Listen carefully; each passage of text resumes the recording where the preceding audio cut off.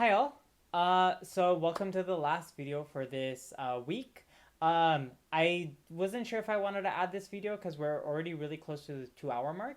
But I kind of wanted to because I think it would help understand joint distributions if we go over this topic now. So I'd rather do this now than save this for next week. So let's go over kind of conditional distributions.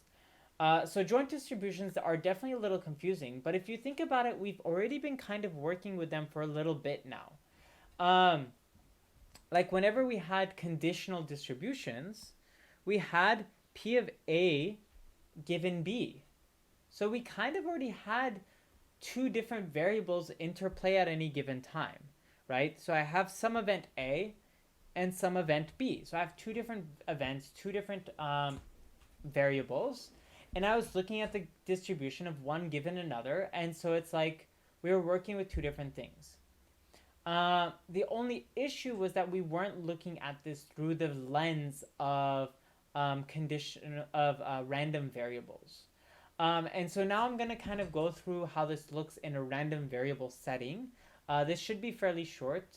There's not even an example for this because I'd rather get through this quick. But yeah, so this should all be fairly. This should hopefully bring everything together to kind of see how these things work. So let's look at everything through the eyes of a random variable. So remember that when we have P of A, this we're now writing as P of X is contained in A. This is our new way of kind of writing things. And so how do we do conditional probability?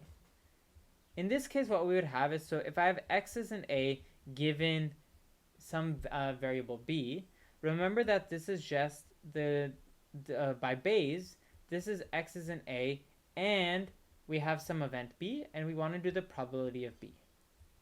Well, now what we means is we now need to replace the variable B, the event B.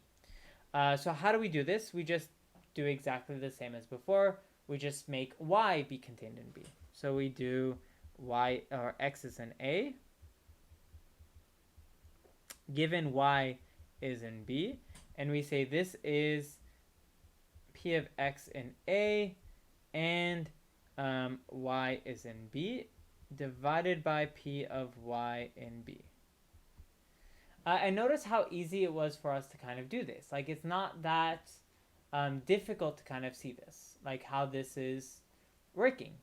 And so in particular, what we can do is if we want to look at a conditional distribution of X given Y is equal to Y,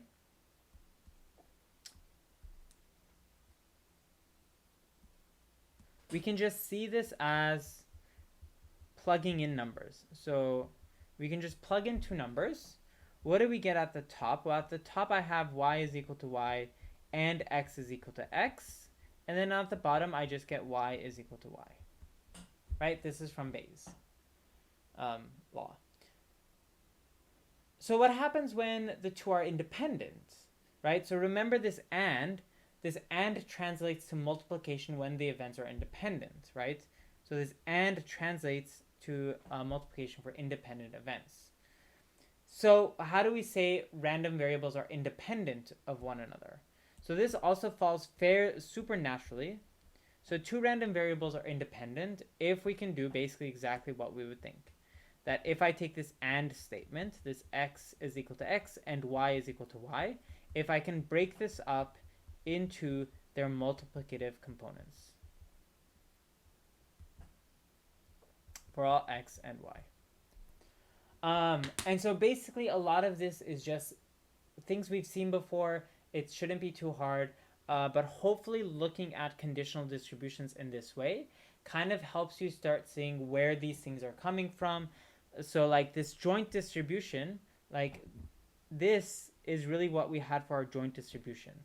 So really this little comma thing here is the word and. And so this is kind of what you can think about when you're going back and you're looking at joint distributions the second time and you're like, oh, okay. So when I saw P of X equal P of something blah, blah, blah, then it should hopefully make a little more sense. So I'm gonna end this video here. Um, we'll go through more examples and problem sessions. This week is definitely a little more difficult because we've started looking at random variables. We're starting to generalize. So yeah, feel free to ask any questions you have in the Monday update. I will definitely go over things a second time in problem sessions. I believe in you all. You got this.